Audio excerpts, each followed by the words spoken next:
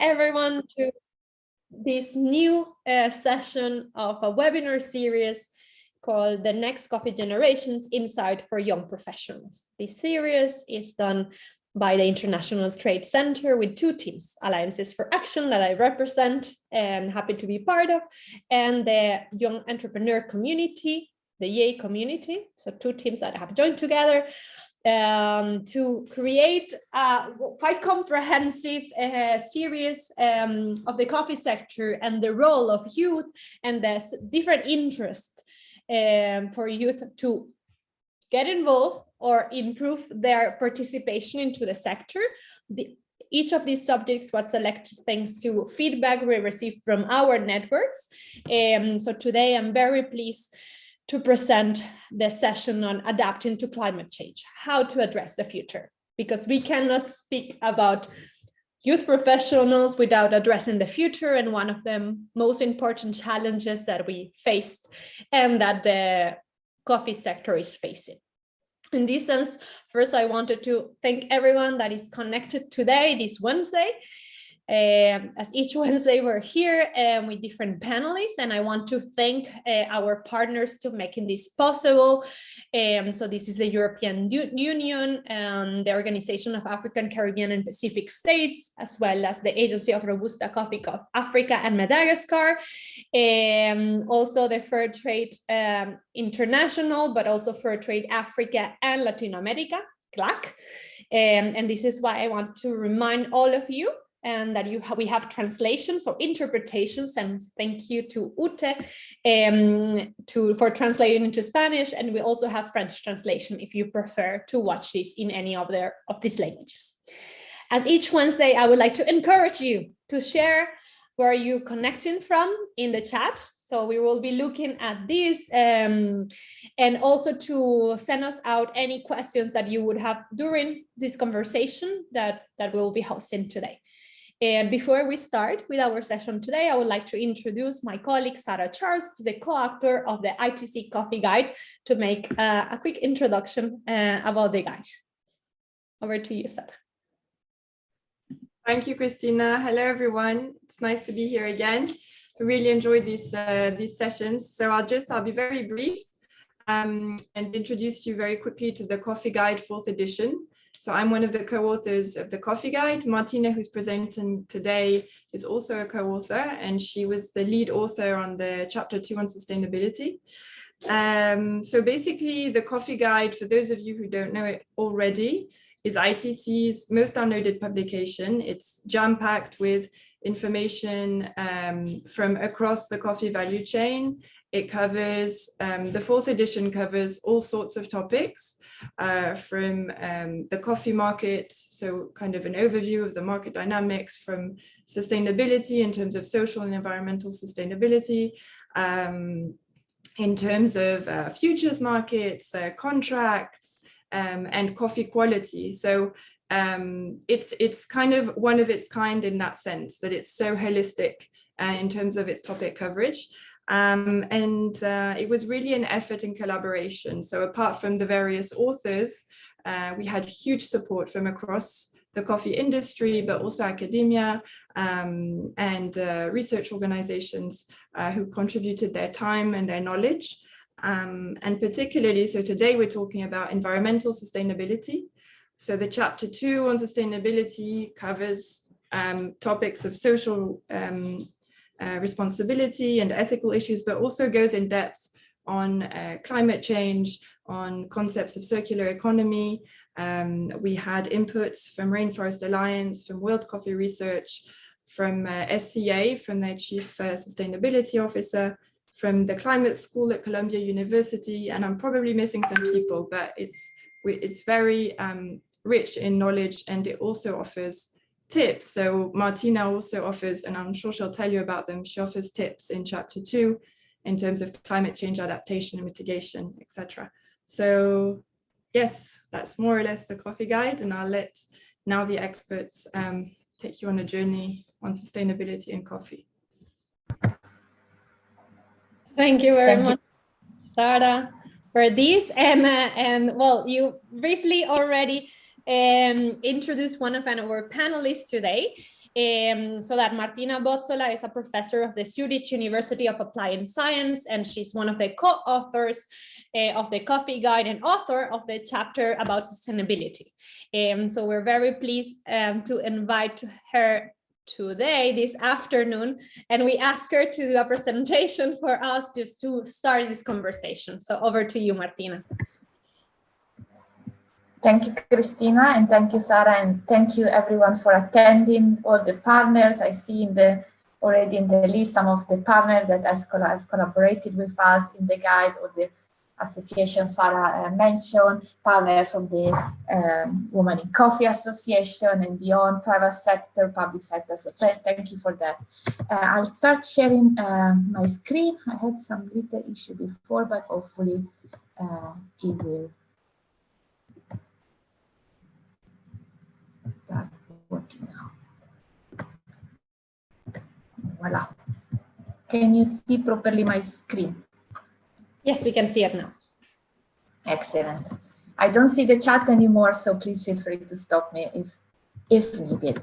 So as Sarah and Christina has mentioned, this is the coffee guide has been an exercise conducted in a very, I would say, in a really building upon networks. Is the flagship of the International Trade Center, and which is a joint organization of the WTO and the United Nations, is a public good.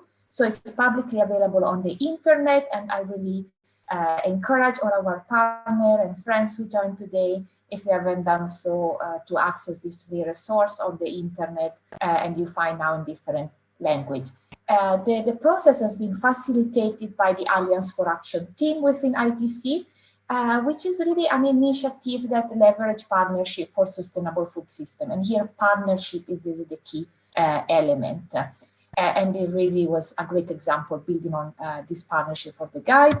As you was saying, my name is Martina Bozzola. I work at the Zurich University of Applied Science, through which I did this work at the Queen's University, Belfast, and my background is I'm an environmental economist. I mainly work on climate change and impacts and adaptation in agriculture. We already talked about the co-creation approach of the guide, and today, the cover of today will mainly focus on what you will find in the guide on chapter 2, Sustainable is the New Normal. But let me give a little spoiler. Unfortunately, climate change is nowadays affecting every aspect of our life. So you will find a bit of this topic in all the other chapters of the guide. And it's really something really pervasive of our life. We all have to do with climate change under different aspects. That's why if you want more in-depth insight, you can start from chapter 2, but you will see that all the other chapters or touch upon the topic of climate change. Let me set a bit the scene, and here probably my academic hat come a bit. We all talk about climate change. What is exactly climate change? How we define climate change? There are different, slightly different definitions. Here I propose one of the main one, together with that proposed by the United Nations Framework Convention on Climate Change.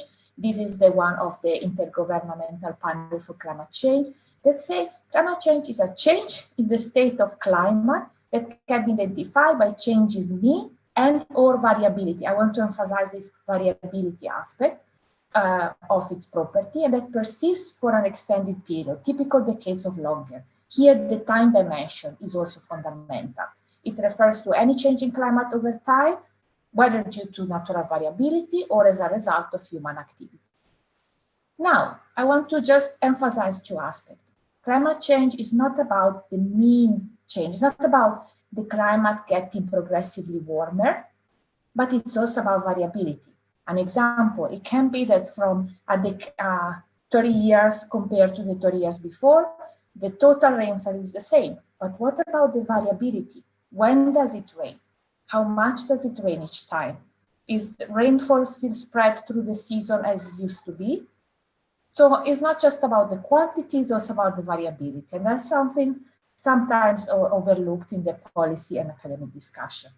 And then also the importance to distinguish weather and climate. And that's often something that anchors unfortunately, climate change deniers. We have a period of good weather, suitable for cropping and so on. They say, what is this? There's no climate change.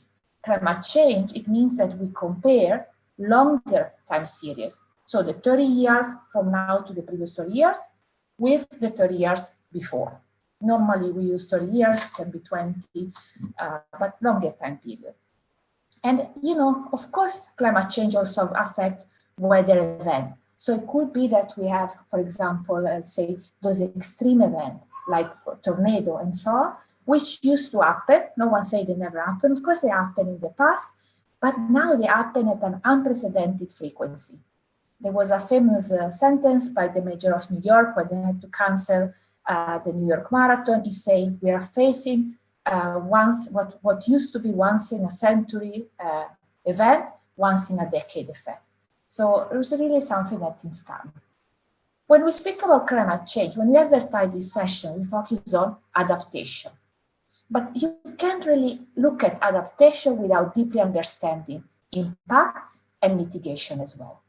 So climate change relates in policy discourse, in our life, in academia on impacts. What are the impacts of climate change? And here you can look at different sectors, agriculture, tourism, industry, how climate change is impacting this sector. You can look more at micro level, how is impacting the livelihood of individual farmer, how is impacting citizen, for example, access to water and so on. And also what we see is that impacts are very uneven through the globe, uneven through region. No, there are even some studies conducted in Europe, in different countries, that show that in some countries in the north of Europe, some of the impact of climate change are even beneficial. For example, because areas that used to be very cold and they could not be used for agriculture now can. So this is free land for agricultural activity. However, we know that most of the coffee producing region are in areas already very warm to start with. And it is expected by the models, by science, that those areas around the equator, those areas that are already more in tropical regions will be the most affected. Now, if we are facing impact, of course, we need to adapt to those impacts. And to some extent, we can adapt to those impacts, especially to those marginal change. So long-term, slower change. Here, not speaking about those extreme events like tornado and so on. So what is adaptation? Is measure taken by state, agent. So agent can be the citizen, can be the farmer, can be the trader, and so on, to reduce the impact of climate change. I'm affected, my land is suffering, I do something about it. And we will discuss some example. I installed the irrigation system because now rainfall is much more erratic than it used to be. Is this enough? Unfortunately not, because you can say, okay, I have the impact, I can adapt to those impacts, are just marginal, that's it. Unfortunately, science tells us that things will get worse and worse and worse. And plus, the change is not only marginal, we are also seeing an increased frequency. Marginal, I mean, okay, I compare temperature 30 years before with the last 30 years, and I see temperature is increasing. I compare rainfall, I see that rainfall is decreasing. But it's also the frequency of extreme event. And for this, we need to add to the study of the impact, to what we can adapt, mitigation. So mitigation are measure and policy that to reduce greenhouse gas emission. Now, think about it. This is a bit more tricky to propose to different actors, also in the value chain, coffee, because who adapt? The person, the company who suffers the impact of climate change, naturally will adapt. As I say, I'm a farmer, I used to grow some variety of coffee, and now those varieties, because of climate change, are not very productive, or I cannot grow, I switch variety. This is an adaptation strategy. So or I'm a citizen, now my house is getting much more warmer than it used to be, I install some air conditioning system. So the person that invests or the company that invests in the adaptation strategy also get the gain for it. What about mitigation? Who should mitigate? We know we all should, because you don't know where the impact will be. But you don't have this one-to-one benefit. It's not that if I invest $10 today, I'll get back also the benefit of it. We know as global citizens, we all get the benefit, but we cannot tell this one-to-one relationship. So why do we care? Why do we care about all this in the coffee sector? Because the coffee sector, as I say already, right? If you think about the maps of where coffee is produced, most or all of the country are located in areas that are suffering already climate change. And according to the IPCC, to the report, to science, I will refer often to this IPCC report, which are the report of the Intergovernmental Panel of Climate Change, that are suffering the most. So they need to adapt, and they also need to contribute together with everyone else to the mitigation. Because the livelihood of many people depend on the coffee industry. Think about already those communities that are vulnerable, those groups that are vulnerable. But also we have an increasing demand of coffee, an increasing demand of coffee. So actually both the producing side and the consumer side are affected. It's also an industry, a value chain that is global. That means also transport. Transport brings together with it emission, hence the importance also of mitigation. Now, from the most favorite sea, coffee, to an example of how this industry is subject to shock. And we can simplify, or a way to remember this shock is thinking about going from the C we like, coffee, to 3C problematic, climate change. The focus of these webinars we're talking today. Yes, coffee is affected of climate change. The livelihood of farmer, the preference of consumer are affected and threatened by climate change. And for this, we need adaptation, but that will not be enough. We need, as a sector, to contribute also to mitigation. And of course, also, we cannot be the one, other sectors can contribute. Unfortunately, the last years also show another example of shocks, threats that affect the sector that add up to already these challenges posed by climate change, COVID, pandemics. We see that we are not immune by such type of shock. And more recently, another Red Sea conflict. Wide example, for example, of the latest conflict with the aggression of Russia to Ukraine. How does it affect the sector? Still, because there are already data that show that because of this war, among the other terrible consequences, the rise, global rise of the price of some input, such as chemical input, fertilizer, and so on. And these in seeds also, and this increase in global price may also affect. So that's just an example of how the sector is affected by shocks, and those shocks are additive to the one already pervasive, which is climate change. In the guide, in chapter 2 of the guide, we divide a bit the discussion in 3 parts. So we start by the business as usual. We talk about the issues of the issue at the moment facing climate change. And when we talk with the expert, when we look at the literature, when we look at the private sector activity, what do we see? What is one of the main issues in the sector related to sustainability in general, not only climate change? Hence, here we are back to the topic, core topic of this. So it's now something cannot be denied. It's scientific, we know. Climate change is advancing in an uneven way across the globe, but actually in the region producing coffee, it's advancing at a terrible rate. Hence, farmer livelihood are compromised. So we're starting really from the producer side. And this hinder also the quest for the sector to share value, the quest of the sector to really be able to bring livelihood across the different actors of the value chain. And we discuss in the guide some of these aspects. So what are the problems of these impacts of climate change? Here we discuss some impact in the guide, and I would like really to thank all the contributors to chapter 2, because we really went in depth for each of these bullet points you see in the slide to discuss each of these, how they are affecting the community and subgroup of the community. So here are the risks.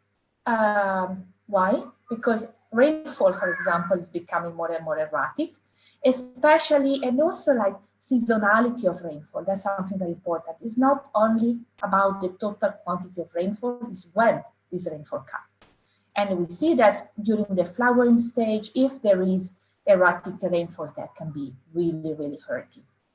Can also be impact not only on the quantity, but also on the quality. So, you know, it can be that we have poorer flowering, cherry development due to rising temperature, due to the erratic rainfall, and this impact also the quality of the coffee that is delivered, may impact the price, and so on. And so we have coffee quality losses because of these unseasonal rainfall events that are actually happening more and more frequently in many producing countries. And this is input we got from the producing country. Another impact of climate change is pest and disease, which are likely to increase due to rising temperature, erratic rainfall, and biodiversity loss.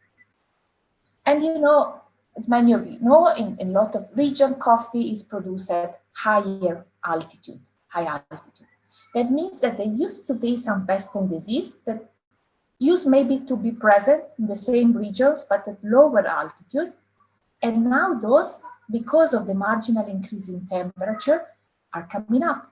So there are also some pests and disease that used to be known at lower altitude where we didn't produce coffee, and now they are coming up and they are also attacking coffee. We will see some picture later of example. You know, this doesn't only affect the plant's reproduction, it really affects and turns into affect livelihood. And in some instances, what we see, what we hear from our partner, it also affects disproportionately some segment of the population versus other. For example, in many countries, women are affected disproportionately. Because, you know, we talked before about adaptation and the importance to adapt. But to adapt, you have to invest. And to invest also, often you need what? To own the land where you invest. To own asset that you can put as collateral to the bank, where you ask the loan to then invest in your land. So lack of land tenure, as we are observing in many producing countries where women are very much involved and very much pillars of the coffee sector. But because of these issues such as lack of land tenure, they may be in a weaker position to access resources, funding, investment, and this is really a problem. So not only climate change affects the sector, segment of the sector disproportionately, and within those groups, the most vulnerable may turn out to be even more affected. So this then can potentially increase the gap. Okay, so these are about the impact. What do we need to do? Going back to what I said in the previous slide, we need to adapt, but this is not enough. We need to mitigate. And of course, we cannot put the burden of mitigation only to the farmer. This is something that needs to happen from seeds to cup. And as I was saying, we partner for this with different institutions, with authors of other publications. So for example, the Sustainable Trade Initiative also discussed very well those impacts of climate change in the sector. And here I quote the big 5 critical climate challenge facing coffee. Now, a discussion often you have is people say, yeah, you're telling all this, but if you look at the global yield in coffee, they have increased. So you're telling me now it's getting warmer, so maybe some areas that used to be good for coffee production are not, but then shouldn't yield decrease? No, because it really depends. You know, yield are basically the total produced divided by the area. So it could be that the area decrease, but because of the intensification, the use of some chemicals product and so on, still the yield go up. But then the point goes back to which type of product we use to increase the yield, which type of production type we use to increase the yield, how sustainable this is. So I just want to emphasize that the fact that we may see yield increasing doesn't mean that the sector is not affected by climate change. Doesn't mean that the total area in some region may actually decrease because of the effect of climate change, unfortunately. And as we know, a problem, it's also variability, high volatile price, because this may translate, especially for farmer, into more uncertain life, into more uncertain way of produce, into more vulnerability. And of course, climate change doesn't make things better. So if we have climate change, this price variability may indeed increase. So we see here some of the impact for which we need to adapt. Here are some photos, except the one with the damaged land, a photo I took during mission. I wanted to show an example of, this is from an area in Eastern Africa, Kenya, where an area where they used not to be some type of coffee board, a disease. And then you see there in my hand a coffee berry, which was damaged by this new disease. And it seems that this came to this area because of the marginal increase in temperature. So farmers in this area worked together with the traders, worked together with scientists, and one of the adaptation strategies they come up with was to change variety to some varieties that were more resilient to this new pest and disease. And that's the photo of the hand. Then, of course, this triggers a series of questions through the value chain. For example, the first trial they put in place, the first replacement they put in place, actually didn't have the same taste. And the market seems to like less the taste of the new variety. So that created a problem there in the value chain. Eventually, in this specific case, then they found a new variety that was also appreciated by the market. And then in the picture where you see the plants there in the corner, here you may recognize this is actually coffee. It's uprooted coffee. And here I was walking nearby a tea factory, a bit at a less high altitude, and I saw this uprooted coffee there to be burned, to use to essiccate, to produce the hair in the tea factory, to then essiccate the tea leaves. And I asked, why is all this coffee there uprooted? And they said, because these regions became so unproductive for coffee that we decided just to plant something else, completely different crop. So here we already see two adaptation strategies. Change variety, but if this is not enough, what you're observing is also a region that change crops. For example, switch from coffee to tea or other crops. So the range of possible adaptation strategy is very wide and with very different implications. One thing we discuss in the guide, I invite you to look at this with also the explanation in the sector, is the the implication this may have in terms of Arabica and Robusta. So in terms of having regions that traditionally, for example, produce Arabica, and now they are switching, not completely crops, like we discussed in the previous slide, but to Robusta, for example. Here you have a summary table. You can see together some example. It seems that Robusta is the ideal temperature at which Robusta grow. It's higher on average than the one for Arabica. So we go from the 16-24 degrees Celsius of Arabica to the 21-30 degrees Celsius of Robusta. So you may think, okay, a solution could be to switch in some region from Arabica to Robusta. What are the implications? What are the implications for the market?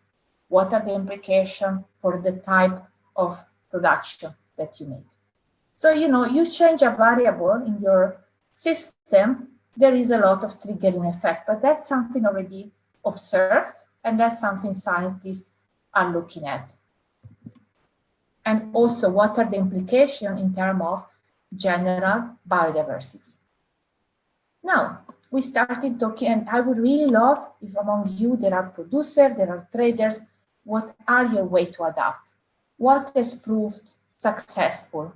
What has unintended consequence? Like, you know, the picture I showed before, this cooperative that the first change variety, the variety was resilient to the new disease triggered by marginal increase in temperature because of climate change.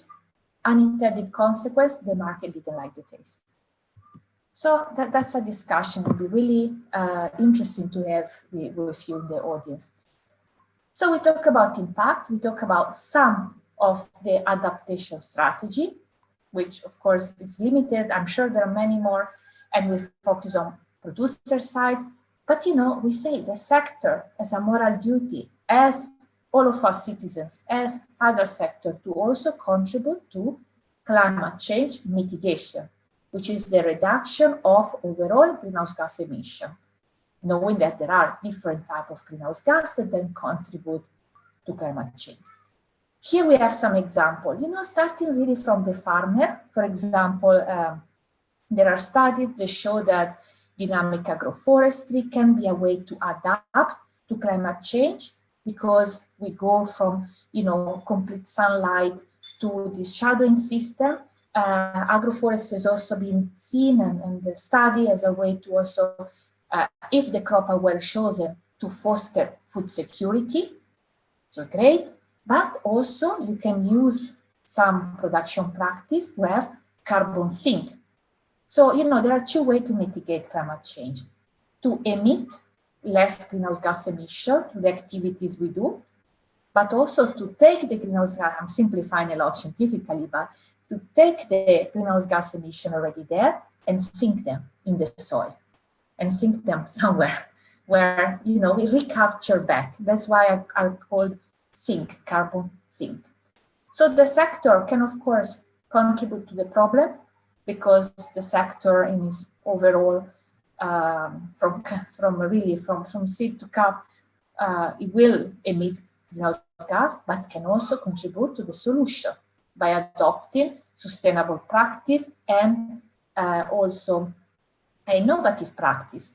So can be carbon sink. We can think about, but you know, again, it's not all to the farmers. It's not fair, and the responsibility is also how do we transport coffee? This is a global value chain.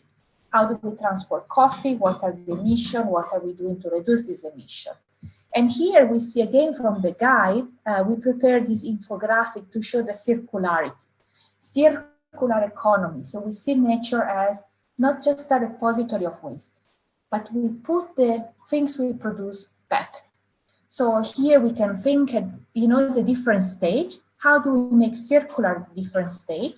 And here, just to go a bit away from the example always of producer, you know, we have here a comment, for example, we can use for certain stage pyrolysis technology that turn the coffee husk into biochar and energy for the coffee drying. So here we see we are using pyrolysis, you know, because we produce waste to the coffee husk. How do we use for pyrolysis to then turn this into energy? We use the coffee, the capsule. What do we do with the capsule? This capsule can be recycled. I've seen a very creative example of recycling of the coffee capsule. For example, in pens, I've seen in jewelry, and so on. And this indeed, what does it do? It reduces emission. For example, we don't leave the coffee husk there decomposing and emitting. It reduces waste into nature. It really reduces our mentality of thinking that nature gives us input of production, but it's also a repository of waste. You know, to some extent, nature can be a repository. You know, it's a part of nature, but how far do we go? Which type of waste? So let's really turn into the logic of circular economy as an industry and within each step of the value chain. In the guide, there is then, we go from this part, explaining the status quo, to really see what has been done today. So today there are a series of sustainability standards, but we also see initiative, platform, organization that go beyond certification. And all these examples are put here.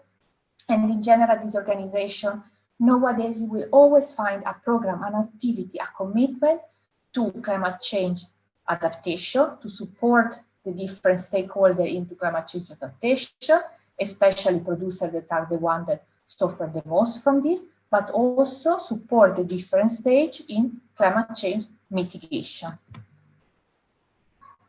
And then here you see part 3, and that's because it's not part 3 of the presentation, it's in part 3 of chapter 2. We see, okay, where are we heading? We are heading towards a new and improved framework to achieve together resilience. And to do this, we need to put value back into the value chain. We need to have this value-based philosophy through collaboration in the value chain. We are leveraging global value chain. So how we can also collaborate, work with each other in the different segments to support each other. Consumer pressure is also becoming more and more relevant. So how do we foster, one side, the fact that youth remain in the producer country, remain in the producing sector, but also we have the consumer side. You know, how do we make the millennials a force for good to really push to have sustainability encompassing really all aspects of coffee. And with this, I'll stop here, and I'll give the words to Christina and our second speaker, and I'll thank you all. Look forward to discussion later. Thank you very much, Martina. That was a master class. And with this master class, I'm also very happy to welcome our second speaker of today, who just arrived. Welcome, Carla. So Carla Bozza, it's a Q grader, but also a coffee producer from El Salvador, from la finca de San Antonio de Amatepec. And it was just recently the day of San Antonio, so it was the holiday of the finca. So welcome, Carla, to join us. So Carla, I know you just joined us from another previous commitment that you have. So thank you very much for making this possible. And you heard like so many things that Martina let's say present to us in this master class. Of the adaptation on the farm and the mitigation from seed to cup. And perhaps my first question to you is, what is your view about climate change as a producer? No? And tell us a bit more about your first-hand experience, which it's very valuable when speaking about these subjects. Yes, so I wanted to first welcome you for inviting me in this space. And when it comes to climate change in coffee farms, it is something that is very, I guess, sad and depressing to see, because when I speak with climate professionals, for example, and they show me maps of their projections for the most affected areas in the world for climate change, and I see Central America, for example, that is definitely, one of the red zones. And when I see projections for El Salvador specifically, and I see the area where our farm is located, then that is also one of the, like red zones. So considering that our farm is located in one of the worst areas in the world, and within that in the country, to be producing coffee, it's very sad to see that, my family's legacy basically has a time limit on it.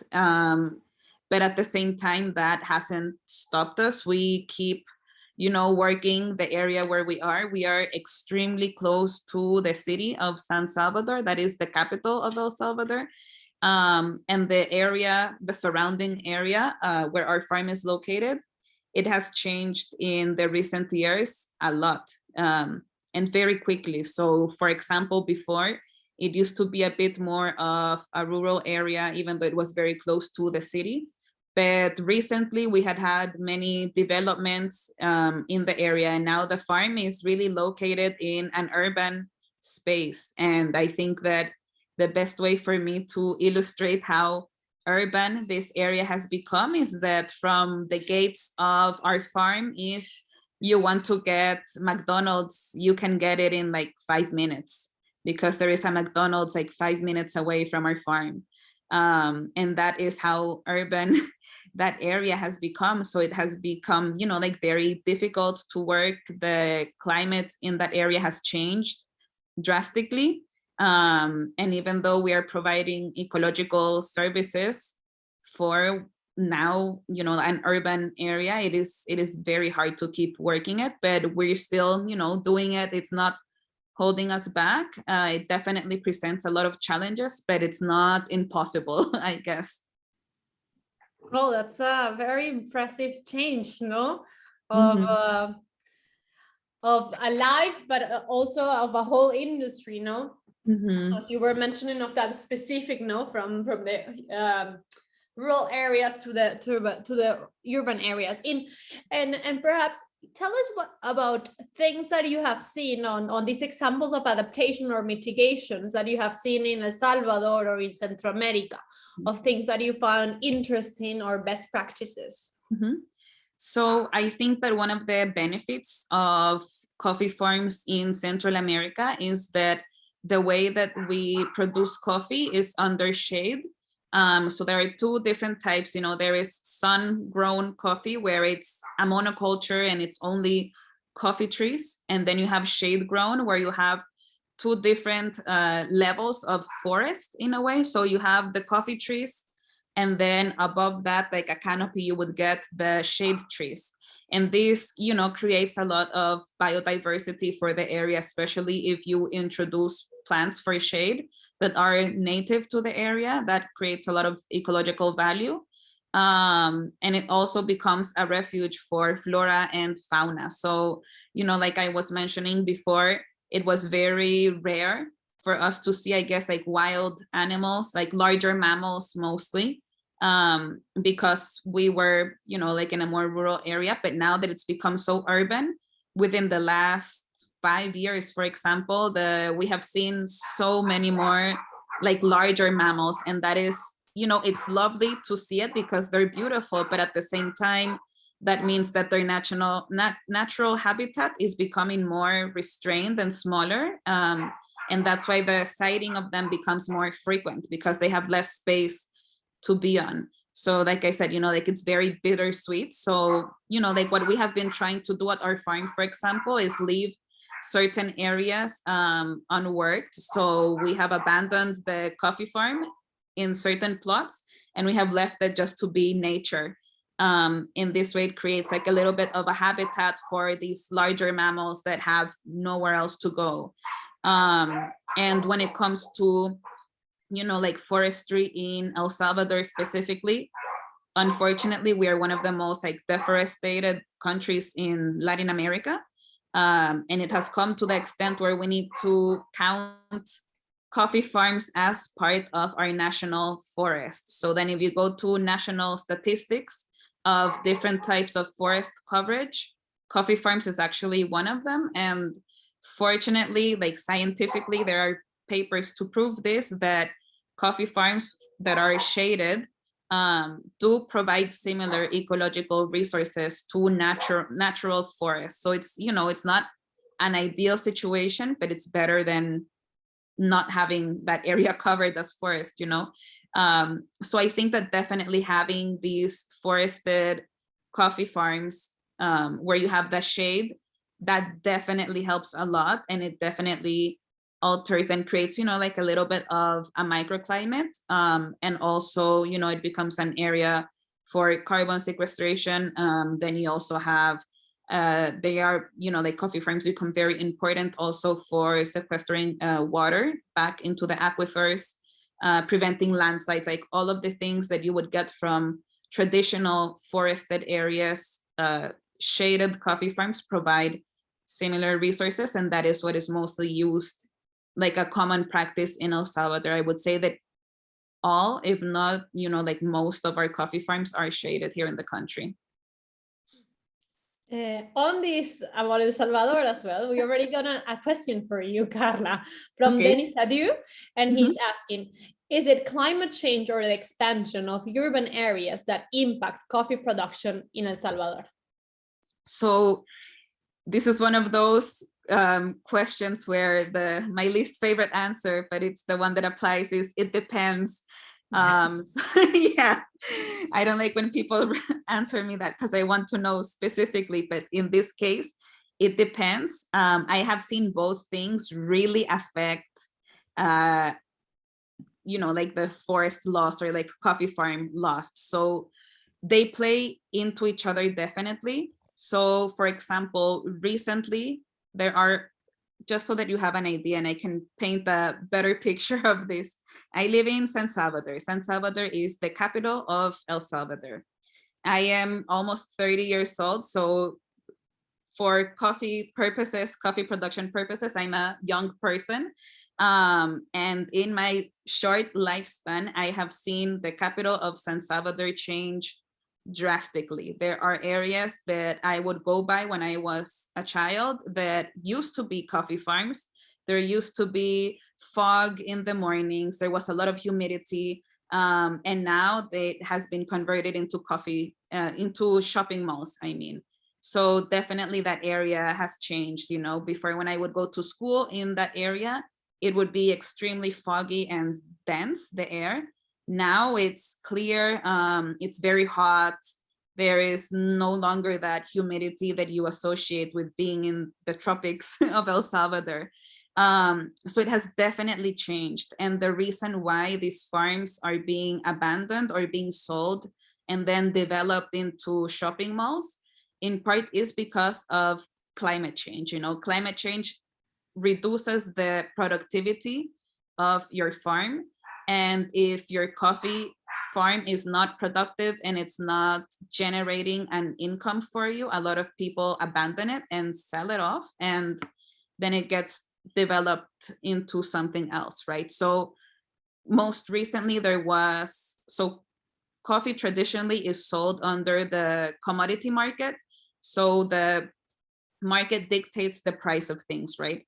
Of course, that price does not reflect the actual cost of production for coffee farmers. And a few years ago, there was a dip where it reached below $1. That did not cover that. And I can tell you from my experience that just by living here, that during that area where the price of coffee was below $1, definitely I saw a lot of farms being sold and being developed into shopping malls, into apartment complexes, into parking lots, and that is in the past 5 years. So that is very recent. And we all know that, like taking these areas, natural areas down and converting them into concrete does not help climate change at all. So that is why, like I say that they both affect each other. So low market prices force people to sell their farms, which then get turned into concrete developments, and which in turn keep making climate change worse. So it all ties into each other. But yeah, I have seen it where both things affect the lifespan of a coffee farm. Thank you for sharing that, Carla. And I also wanted to encourage others to send any questions you have on the chat or in the questions and answers bar that you will see. And I wanted to leave also the word to Martina, but I know wanted to compliment. Yeah, no, I think, Carla, thank you for this. It's fantastic to have your very concrete example and view. It's really amazing. And that's something we heard often from other countries when preparing the guide, saying, of course, I'm not speaking here of extreme event, but often climate change may not be the cause, but it's a concatenation coming together of factors. Think about this issue of the vulnerable, we have women groups that do so much for the sector, but they have no land tenure. They have no access to resources to invest. Then you have climate change that made these needs to invest even more important. And so it's often this concatenation of things that hit the sector. So we should, and that's one of the most pervasive features of climate change itself, that exacerbate and problems that may be already there or create, and then we have a trigger factor. So we did see this in the comments for other countries. Thank you. Yes, definitely. I think that we have been also seeing a lot more, like extreme climate events. And most recently, there were a few tropical storms here in El Salvador that became, like little hurricanes, basically. And they devastated a lot of coffee farms, where you also need to keep in mind that for coffee trees to become productive, it takes around like 5 years. So that generates a lot of loss for farmers, where if you have a storm come in and it tears down your coffee trees, then you need to wait 5 years waiting until you can, like get back that income that you lost. So it's, yeah, like extreme climate events have become a lot more common. So we already have some questions in the chat. I would like to start reading. And so the first one is from Francine Ramirez, who says, Carla, hi, smile face. Have you experienced improvement on quality by transforming the farm into agroforest system? Yes, so our farm has always been an agroforest system, where we have always had, that like double forest system. So that has always existed. However, I do know that, for example, when it comes to the development of the sugars in the coffee cherry, so what we need to keep in mind also is that coffee is actually a fruit, right? And what we're trying to get out of this fruit is the cherry, the seed, I mean. So when it comes to the development of the sugars in the fruit, the fact that it is under shade means that it's not under direct sunlight, and that slows down the process a lot more, and it can concentrate the sugars more, meaning that theoretically, like, we do get higher quality coffee out of coffee that is grown under a shade system, because you don't get the harsh sunlight directly on the coffee cherry, and it permits it to sort of develop those flavors that are pleasant and related to quality a lot slower and more delicately. That was actually the next part of the question of Francine, if it decreases quality or productivity. You already answered that it increases quality. Yes, it increases quality, but also when it comes to productivity, they are not always aligned when it comes quality and productivity. You usually get one or the other. So if you have too much sun, then that speeds up the production of the plant, and you do get higher productivity, but in exchange, you are stressing out the plant a lot, and its lifetime becomes a lot smaller. Versus if you have the shade, then maybe they are not as productive, but the lifespan is a lot longer. So for example, we have coffee trees in our farm that are over 70, 80 years old. And I think that they might be even older than that, but that is since, we have data to sort of base ourselves on, and that is very uncommon in areas where you only have the monoculture with direct sunlight hitting it. The plant gets stressed and worn out a lot quicker, and you need to restart and regrow that process more often. One of the also points that Martina mentioned in her presentation about varieties, it also relates here with a question that Tony Butera is asking, that it says, what strategies can we adopt for conservation of genetic resources in the era of climate change? If I may first take this one, so indeed, one of the things I would say, partnership. We need, especially for this aspect, partnership with research organization, with the farmer that are the one that ultimately use those variety, and then the sector. What about the taste? What about the tradability for the sector of this variety? There is already a lot of effort and partnership in place, For example, for the guide, we collaborated a lot with the World Coffee Research Center, and they're doing amazing work on this. And I do invite you, for the interested person in the virtual room to look at their website, the work they are doing. They recently done a webinar themselves on this topic. And on one side, we see the need to develop and to look into variety which are more resilient, for example, to disease that are now happening also because of climate change. On the other side, on the biodiversity and trade and climate change, what we see is, what are the variety traded? What are the varieties good for the trade, for that meet the tasted? And if we see at the gene pool of the coffee plants, the original one, and what we are trading now, numbers are quite impressive. So it's true, we are focusing narrowly on some type of coffee. And then within these, when we look at the variety, there is a lot of research to try to make them more resilient. Now I'm going a bit out, I'm an economist out of my field, so I'm saying this based on my understanding. And what are the specific varieties that appear to be quite resilient to climate change than others? Oh, I don't have the technical name on top of my head, but I can find, because I'm both in the notes from this Kenya project and in the guide we name. So if we look at the broad groups, yes, the Robusta is more resilient than the Arabica. And when we look at specific variety, we actually have a chapter on quality where we also discuss this in the coffee guide.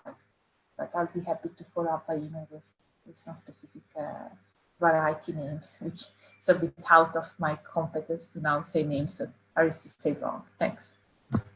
So we do have some other questions. Just wanted to explain that we lost Carla. She had a problem with her connection, so we were just trying to wait a bit until she reconnects. So in the meantime, I will read one of the comments, one of the long comments, but good because it has context, that we received from Felix, one of our participants that comes every Wednesday. So thank you, Felix, for being here.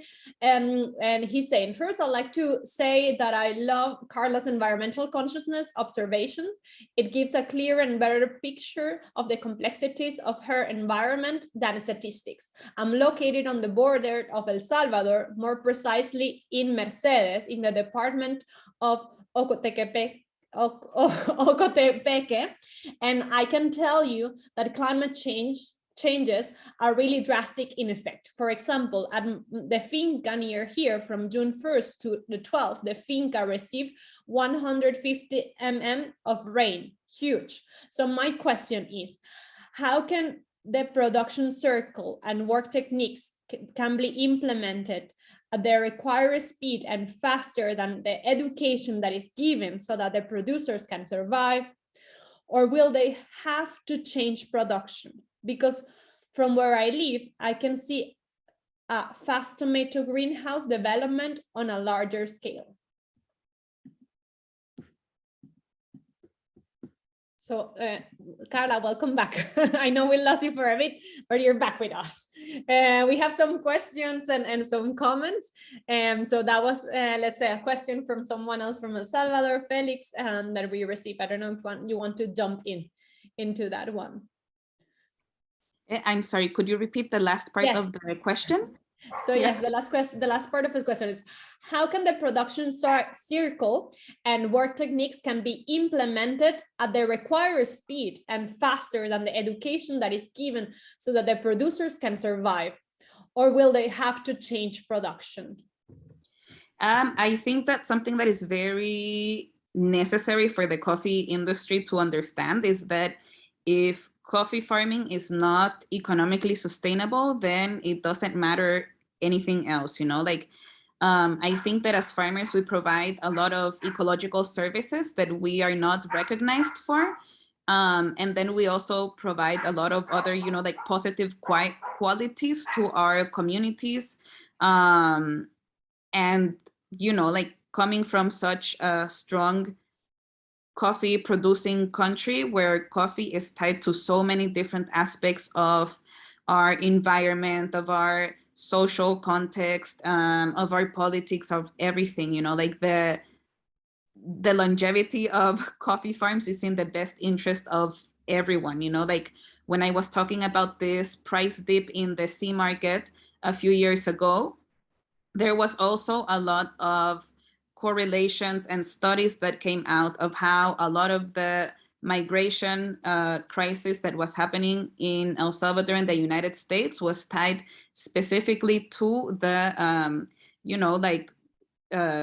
selling off or of coffee farms and the, the unviability of coffee due to the low coffee prices. So, this really ties off and plays off with different factors in a country like this. And I'm sure that that is the case also in other Central American countries or coffee producing countries where coffee is such a staple of your local economy that it affects all of these other factors, So what I'm trying to say is that it is really within the best interest of everyone for coffee farms to be sustainable in all senses. But I think that the biggest impediment that we have right now is financial stability, because coffee prices are so low and they don't really reflect the cost of production for coffee farmers. So then if we don't have the money to reinvest in our farms, then we definitely don't have the means to be able to receive, education about, for example, how to mitigate climate change within our farms and what are the best practices, because a lot of these things come down to access and privilege, and you can only access these things if you have the means to do so. And in a lot of the cases, coffee is so poorly paid that it limits the access of coffee farmers to this information that benefits everyone, really. So I know that we're a bit over our time, but I'm going to ask the last question just because we lost you, Carla, and this was for you, and very specific. So Emi is asking, what are some plants that you use for agroforestry that goes with coffee?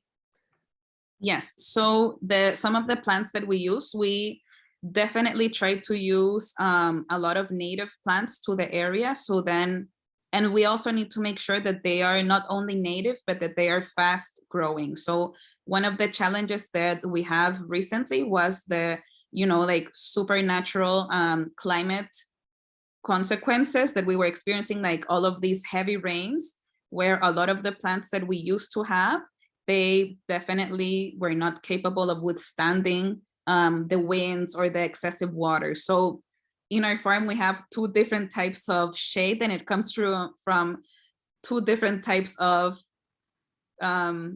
ecological thinking, I think, and it comes from two generations. So for example, my father, who started the farm, his plant of choice for shade has always been pine trees. So if you go, you see a lot of beautiful pine trees and it looks really nice and aesthetic. And they do provide nice shade for trees, for coffee trees, but at the same time, since they don't have the root system to withstand a lot of the thunderstorms that we're getting now because of climate change, a lot of them have fallen. And having, 50-year-old trees falling on your farm, it's one, extremely dangerous for the people who live and work there and for everyone really. And then it also damages your coffee farms and your coffee plantation. So it decreases your yields, and you don't want that.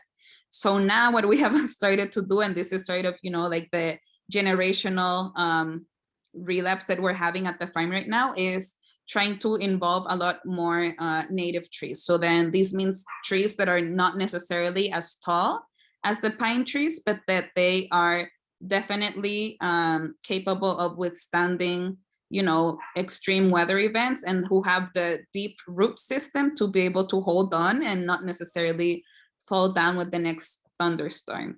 And a lot of these also, since we are, sort of doing also a generational relapse for the shade forest in our farm, then we're also trying to make sure that these are fast growing. And what we use is a lot of ingas that is very common in Central America to use for shade.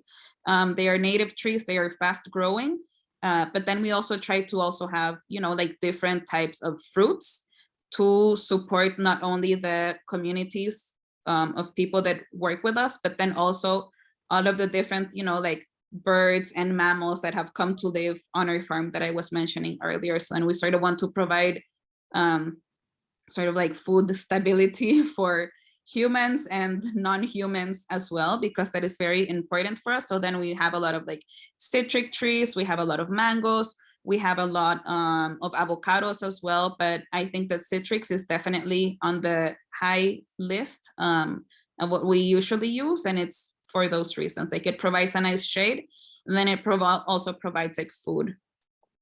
Yeah, it's quite important, and it ties into one of these questions that unfortunately we don't have the time to answer. So I want to just apologize to our audience that we're not going to be able to go through all the questions today. Some of these are some requests of contacts to Carla that I will reach out to. Thank you, Martina, for answering everything you could on the chat. But I want to make the connection with next week's session, which is on diversification. So I think this really ties up with the comment of the trees, fruit trees, that Carla was mentioning. So thank you very much to our two panelists of today, Martina Bozzola and Carla Bozza. It was a pleasure for us to have you both here, and also to our interpreters, of course, and to our audience. I'm just gonna paste here in the chat the Instagram account of Alliances for Action in case you want to follow what we do. And as each Wednesday, I'm very pleased of this conversation. It was very interesting and complementary, both perspectives. And we will be waiting to see all of you next Wednesday at the same time to speak about diversification in the coffee sector, with other two panelists that will share their perspectives. So thank you very much, everyone. And this has been a pleasure. Thank you, Christina. Amazing to see in the chat this great community of you, different segments coming together and chatting with us, but also with each other. Well done for organizing this. That's really great.